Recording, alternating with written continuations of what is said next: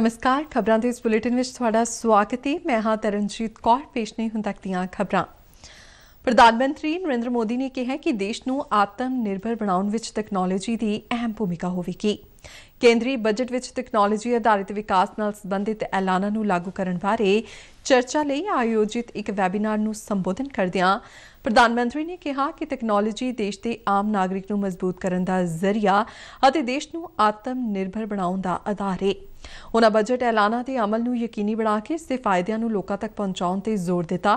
ਪ੍ਰਧਾਨ ਮੰਤਰੀ ਮੋਦੀ ਨੇ ਕਿਹਾ ਕਿ ਸਾਇੰਸ ਤੇ ਤਕਨਾਲੋਜੀ ਇੱਕ ਅਲੱਗ ਖੇਤਰ ਨਹੀਂ ਹੈ, ਬਲਕਿ ਇਹ ਡਿਜੀਟਲ ਅਰਥਚਾਰੇ ਨਾਲ ਜੁੜਿਆ ਹੋਇਆ ਹੈ ਅਤੇ ਉન્નਤ ਤਕਨਾਲੋਜੀ ਦਾ ਆਧਾਰ ਹੈ ਜਿਹੜੀ ਤੇਜ਼ੀ ਨਾਲ ਸਪਲਾਈ ਅਤੇ ਲੋਕਾਂ ਨੂੰ ਮਜ਼ਬੂਤ ਬਣਾਉਣ ਤੇ ਧਿਆਨ ਕੇਂਦਰਿਤ ਕਰ ਰਹੀ ਹੈ।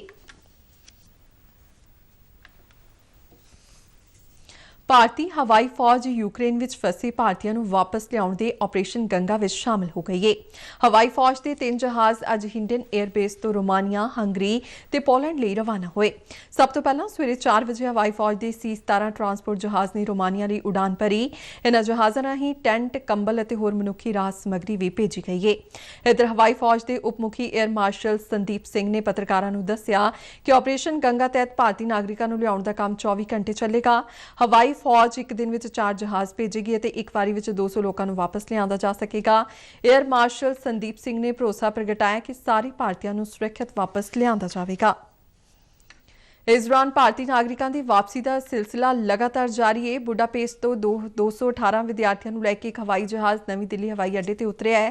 ਕੇਂਦਰੀ ਮੰਤਰੀ ਸਮ੍ਰਿਤੀ ਇਰਾਨੀ ਨੇ ਵਾਪਸ ਆਏ ਭਾਰਤੀ ਵਿਦਿਆਰਥੀਆਂ ਨੂੰ ਜੀ ਆਇਆਂ ਕਿਹਾ। ਉਨ੍ਹਾਂ ਕਿਹਾ ਕਿ ਸਰਕਾਰ ਸੰਕਟ ਵਿੱਚ ਫਸੇ ਹਰ ਭਾਰਤੀ ਨਾਗਰਿਕ ਨੂੰ ਭਾਰਤ ਲਿਆਉਣ ਲਈ ਪੂਰੀ ਤਰ੍ਹਾਂ ਵਚਨਬੱਧ ਹੈ। ਕੇਂਦਰੀ ਜਲ ਸ਼ਕਤੀ ਮੰਤਰੀ ਗਜੇਂਦਰ ਸਿੰਘ ਸ਼ੇਖਾਵਤ ਨੇ ਯੂਕਰੇਨ ਤੋਂ ਵਾਪਸ ਪਰਤਣ ਵਾਲੇ ਵਿਦਿਆਰਥੀਆਂ ਨਾਲ ਗੱਲਬਾਤ ਕੀਤੀ। ਉਨ੍ਹਾਂ ਦਾ ਸਵਾਗਤ ਕੀਤਾ। तो जहाज में भी 251 बच्चे भारत के आज पहुंचे हैं।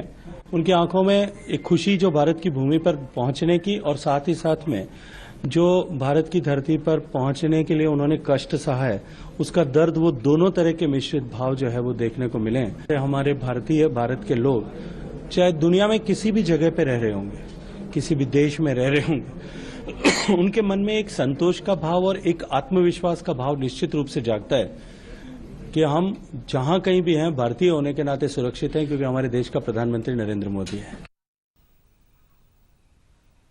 ਯੂਕਰੇਨ ਤੋਂ ਵਾਪਸ ਆਏ ਵਿਦਿਆਰਥੀਆਂ ਨੇ ਉਨ੍ਹਾਂ ਨੂੰ ਵਾਪਸ ਲਿਆਉਣ ਸੰਬੰਧੀ ਭਾਰਤ ਸਰਕਾਰ ਦੀ ਯਤਨਾਂ ਦੀ ਸ਼ਲਾਘਾ ਕੀਤੀ। कि उन्होंने सभी बच्चों को सुरक्षित और मतलब बड़ी श्रद्धापूर्वक और जो भी उन्होंने अपना प्लानिंग किया है वो बहुत बढ़िया रहा है और उनके लिए बहुत बहुत शुक्रिया अदा करना चाहते हैं।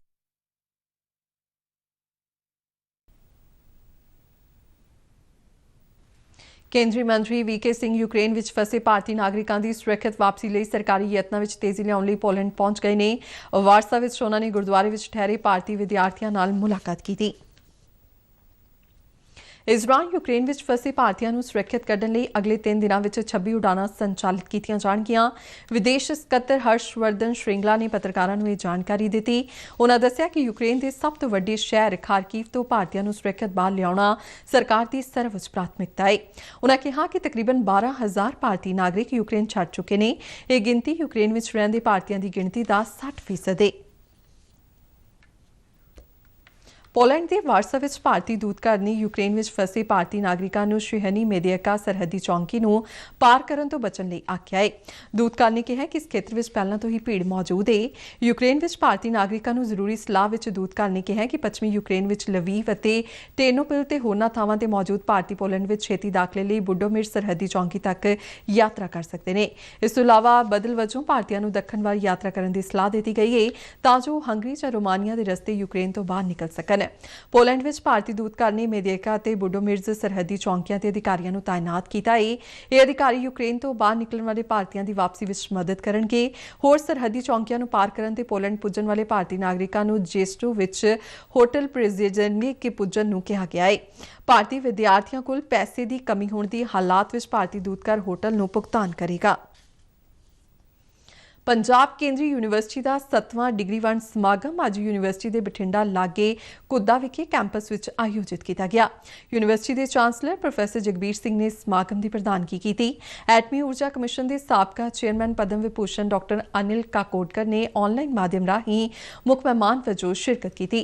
समागम दौरान विद्यार्थियों को 650 पोस्ट ग्रैजुएट और 25 PhD दी डिग्रियां प्रदान की गईयां। डिग्रियां पाउण वालियां विच अफगानिस्तान, स्वाजीलैंड और बांग्लादेश तो 12 विदेशी भी शामिल रहे। ਵੱਖ-ਵੱਖ विषयों में अव्वल रहने वाले 35 होनहार विद्यार्थियों को गोल्ड मैडल दिते गए। विश्व हियरिंग यानी सुनवाई दिवस हर वारी 3 मार्च को मनाया जाता है। इस दिवस की पूर्व संध्या ते state institute of health and family welfare वालों मोहाली विखे भारतीय संकेतक भाषा बारे एक सिखलाई प्रोग्राम करवाया गया।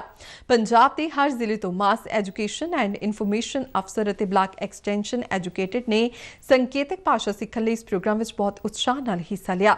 इस सिखलाई का उद्देश्य सारे हिस्सा लैण वाले अधिकारियों को पिंड पद्धर ते सेहत महकमे के सारे मैडिकल और पैरामैडिकल स्टाफ को संकेतक भाषा सीखण लई होर अगे सिखलाई देना अते सिखियत करना सी। तेज नाल ही खबरों का यह बुलेटिन खत्म होया। मैं मास्क लगा के स्टूडियो तो बाहर जा रही हूँ। बाहर जाने वेले तुसी भी मास्क लगा के जाओ। इजाजत दियो। नमस्कार।